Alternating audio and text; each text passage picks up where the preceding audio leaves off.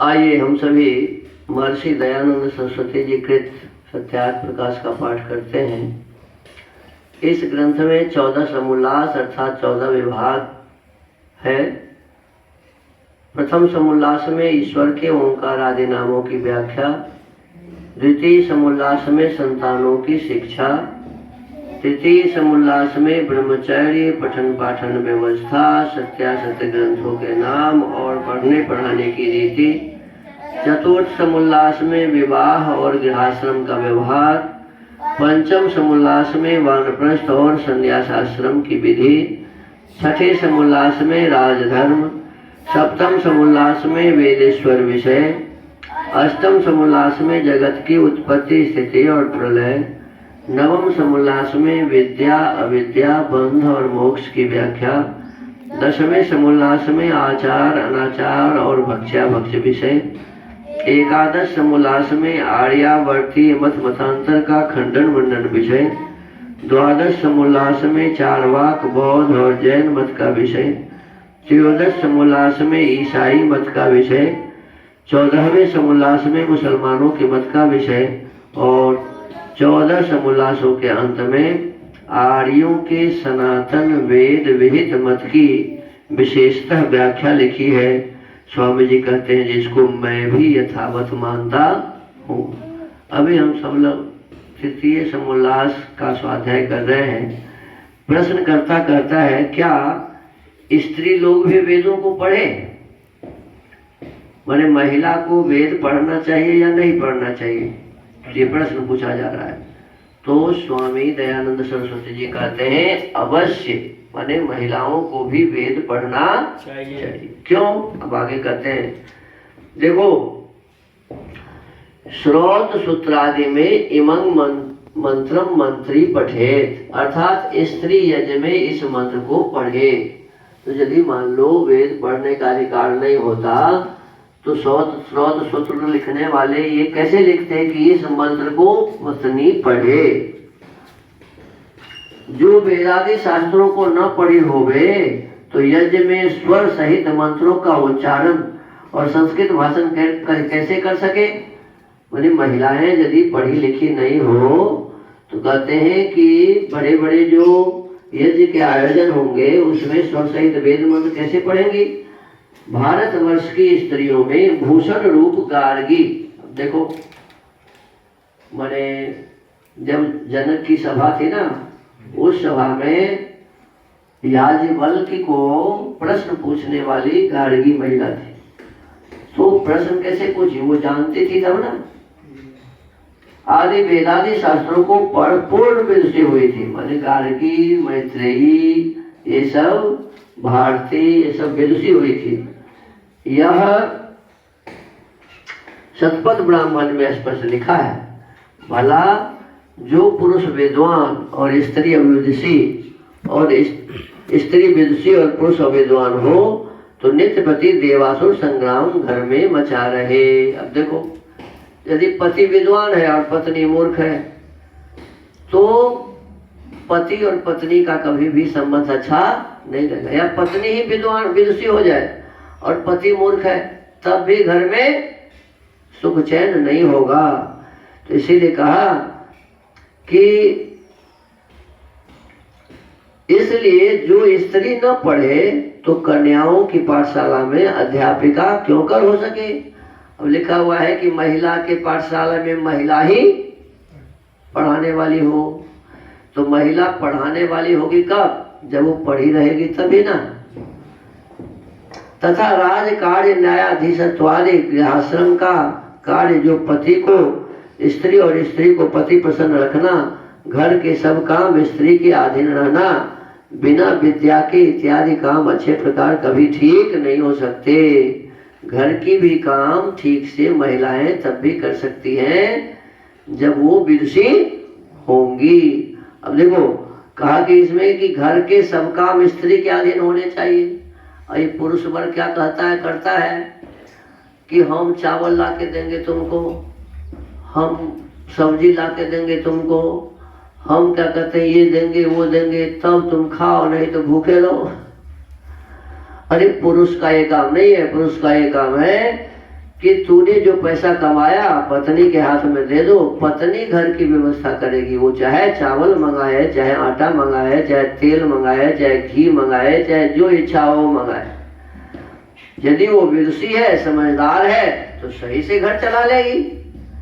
तो इसीलिए महिलाओं को विदुषी होनी चाहिए और जिससे घर के सभी कार्य वो सही ढंग से चला सके।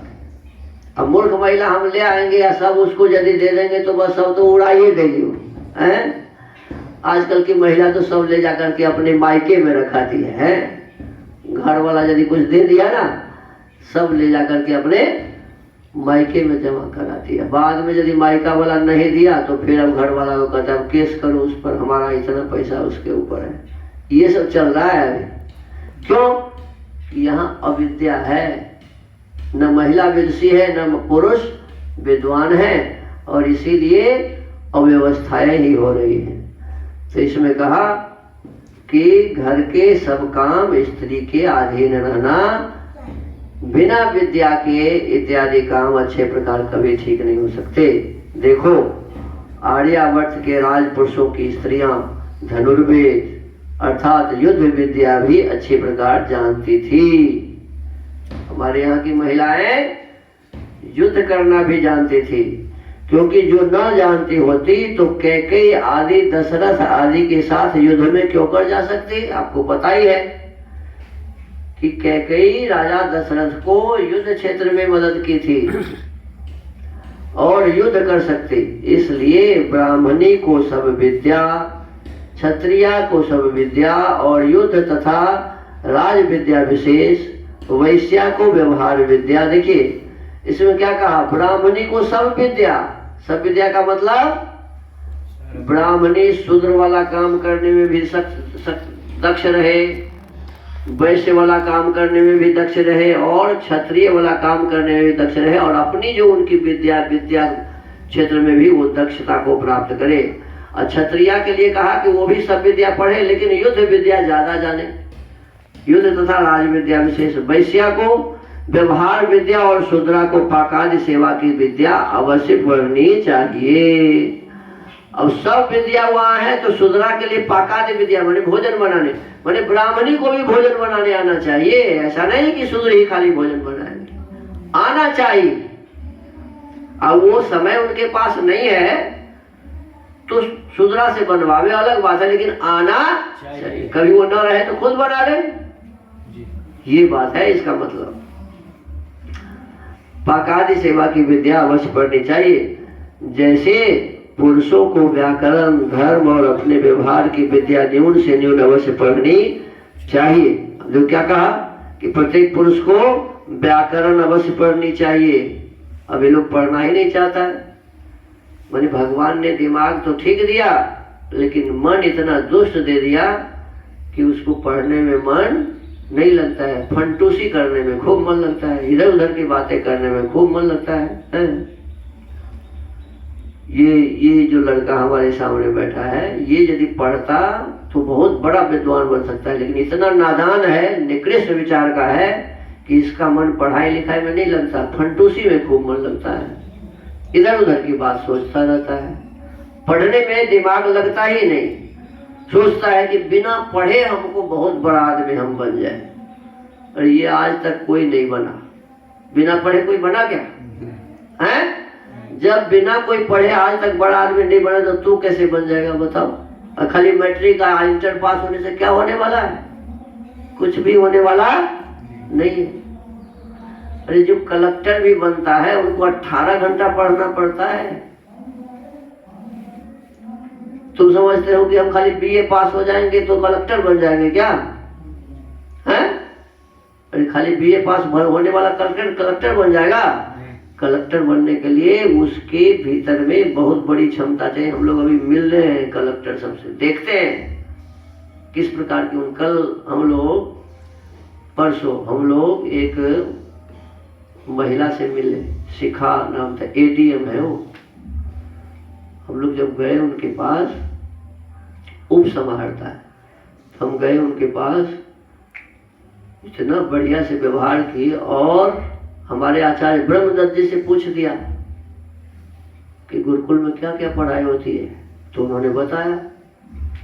तो बोलने में थोड़ा इनको कुछ अव्यवस्था तो नहीं, बोले अरे ये तो वेद के अंग ही हैं, माने व्याकरण के महाभाष्य के बारे में जो बताए, तो बोले कि ये तो वेद के अंग ही हैं, तो ये तो आपने कह दिया, तो फिर उसी बात को आपने कहा। देखो इसका मतलब समझ रहे हो?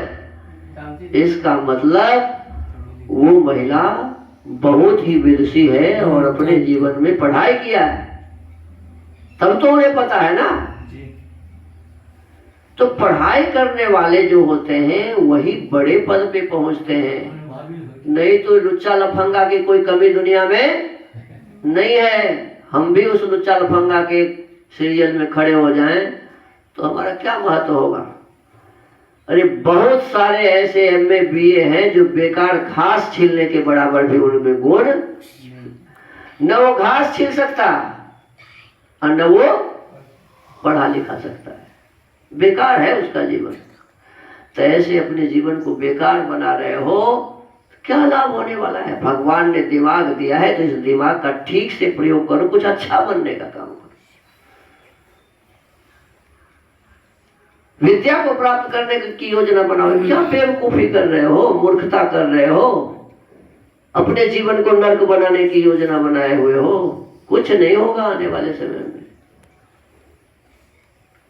तो यही बात इसमें कहा कि पुरुष को कम से कम व्याकरण का ज्ञान अवश्य होना चाहिए। लेकिन अब स्वामी जी क्या लिखते हैं? व्याकरण, धर्म और अपने व्यवहार की विद्या न्यून से न्यून अवश्य पढ़नी चाहिए। देखिए क्या लिखा है? कम से कम व्याकरण जरूर पढ़ लेनी चाहिए, कम से कम धर्म विषय ग्रंथ जरूर पढ़ लेने चाहिए, कम से कम वैदिक शास्त्र, गणित, शिल्प विद्या तो अवश्य ही सीखनी चाहिए, क्योंकि इनके सीखे बिना सत्यासत्य का निर्णय कभी नहीं हम कर सकते। पति आदि से अनुकूल वर्तमान, यथा योग्य संतानोत्पत्ति, उनका पालन, वर्धन और सुशिक्षा करना, घर के सब कार्यों को जैसा चाहिए वैसा करना कराना, वैदिक विद्या से औषधवत अन्नपान बना और बनवाना नहीं कर सकती। कोई भी महिला यदि जानती ही नहीं रहेगी कि भोजन कैसे बनाना चाहिए, तो भोजन बना सकती है क्या?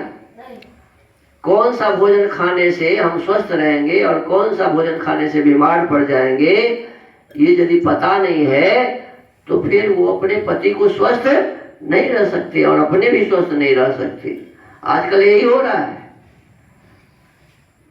इतना गंदा गंदा चीज लोग खाते हैं, महिलाएं बनाती हैं और सब मिलके खाते हैं, वो सब दिन बीमार रहता है। अभी हमारा एक बालक यहाँ है अंकित, अब इनके घर में क्या है नियम कि 11 बजे रात में भात, दाल, तरकारी, दही सब खाते हैं। पता ही नहीं है कि रात में सब नहीं खाना चाहिए, है ना?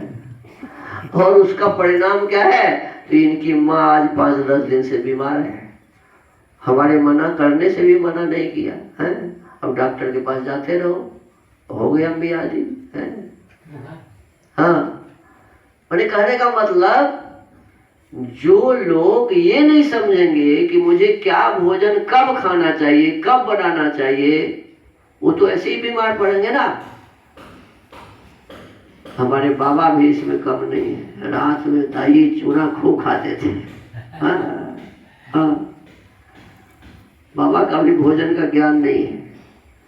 आयुर्वेद का ज्ञान इसीलिए बहुत जरूरी है, वैदिक शास्त्र का ज्ञान जरूरी है कि हमें कब क्या खाना चाहिए और क्या नहीं खाना चाहिए, तभी हमारा शरीर स्वस्थ रह सकेगा, अन्यथा कभी भी शरीर स्वस्थ नहीं रह सकता है। तो इस बात का ये लिखा कि इसका ज्ञान महिलाओं को भी अवश्य होनी चाहिए, जिससे घर में रोग कभी ना आवे और सब लोग सदा आनंदित रहे। शिल्प विद्या के जाने बिना घर का बनवाना, वस्त्र आभूषण आदि का बनाना बनवाना, गणित विद्या के बिना सबका हिसाब समझना समझाना, वेदादि शास्त्र विद्या के बिना ईश्वर और धर्म को न जान के अधर्म से कभी नहीं बच सके। तो आज इतना ही रखते हैं, थोड़ा सा और इसमें रह गया है, इसकी शोध का स्वाध्याय कल करेंगे। ओम।